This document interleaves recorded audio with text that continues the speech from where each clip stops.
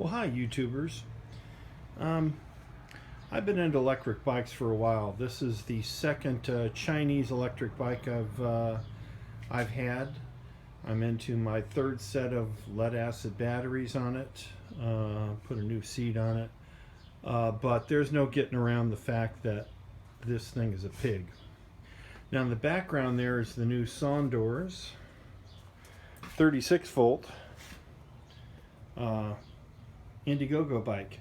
Got it off the Indiegogo thing. $400.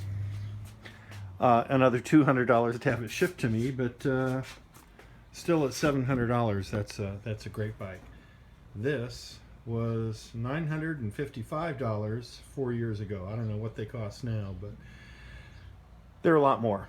The guy that brings these in from China, he also has guys that work on them, but I'm going to clean this one up and try to sell it for $500 to kind of replace it. So the reason I got into the 18650s was to replace the four 10 amp hour lead acid batteries in here.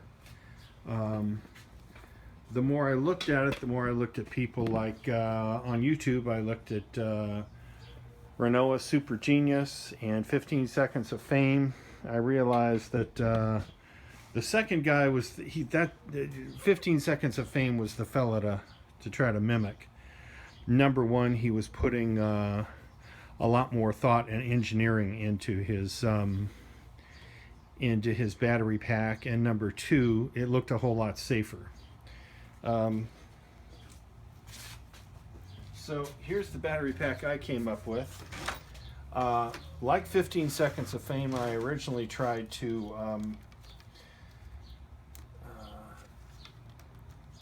hot glue the pack together, but here in Phoenix that's not a good idea. The temperature today 112 degrees, tomorrow 119. That's a little warm. That's Fahrenheit, but that's still warm. That's hot, even by Phoenix standards. It's the hottest I've experienced. I moved here in 2000. What people do is they'll put these together either in series, then in parallel, or series, then in parallel. This was going to be my battery pack to replace the one on the pig there. It was going to have a whole lot more amp hours, and it was going to be the same, if not a little higher, voltage. I even went so far as to get the correct charger for it, which I'm not going to use at this point. Like I said, I decided to switch bikes. But switching bikes wasn't the end of it. What I want to do is come up with a better way than soldering, not soldering. In America we say soldering. I don't know why. That's a shout out to my buddy Pete there in Aussie land. Soldering these into one big brick. You're stuck with it. If one goes bad, you got to tear the whole thing apart to get to that one battery, to get it out. So I want to come up with a way. Now I've seen another couple of ways to do this, but none are avenues I want to take. This is my great battery pack. These are all the best batteries out of the thousands I've gone through. Highest is 2997 milliamp hours. The lowest 2287. So those are all pretty good batteries. I'm going to use them when I power my Sondors bike. Now the Sondors bike comes with a 36 volt 8.6 amp hour battery pack. I'm thinking they use the same 18650 batteries. I'm not going to take it apart because it's warranted, and I'm just not going to deal with it. What I'm going to do is work around it. But I was thinking, one of the ways that I condition my batteries after I take them out and basically get them to this state where I've cut all of the I've cut off all of the spot welding and made it so I can handle it without slicing my fingers open. I would slide 4 into this pipe, then I'd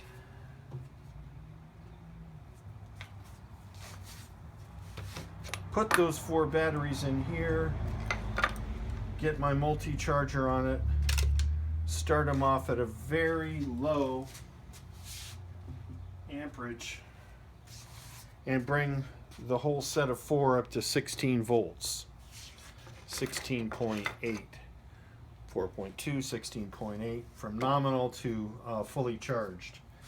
When you do that with nominal voltage, and I had this originally set up to like 0.5 spread across 4 batteries, that's nice and low, nice and gentle. It brought them up really well. From there, I would put them in the for sure charger. The Foxmore, the name brand thing popped off. This would bring them all up to exactly 4.2, ready to go into the Opus BT-3150, 3100 version 2.2 discharge meters. Get a real accurate read on those. I'll show you that a little later. Then the batteries were ready. I needed a way to interchange the batteries a lot easier, and what I've come up with is this. There are 5 in here, which adds up to 20 volts. That 36 volt battery on the Sondors over there measures out at 40.2 when it's fully charged. Where's the meter? So I'm going to put 2 of these in series.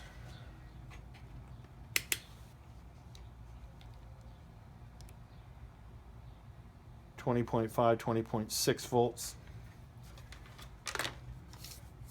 So I'm going to wire a bunch of these, like 2 in series, 2 in series, 2 in series. I'll probably do a set of 3 or 4 of these. I found some. This is good 3/4 inch, but the stuff I'm going to use is even thinner.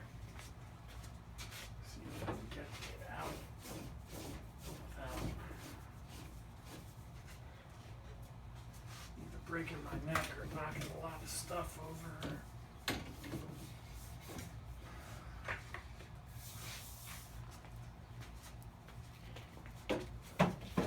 So I was able to buy 10 feet of this for $2.15 at Home Depot, and I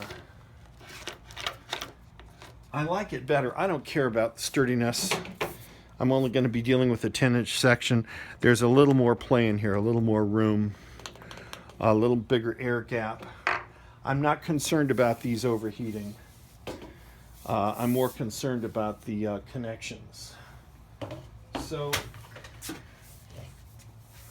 for now, that's my plan.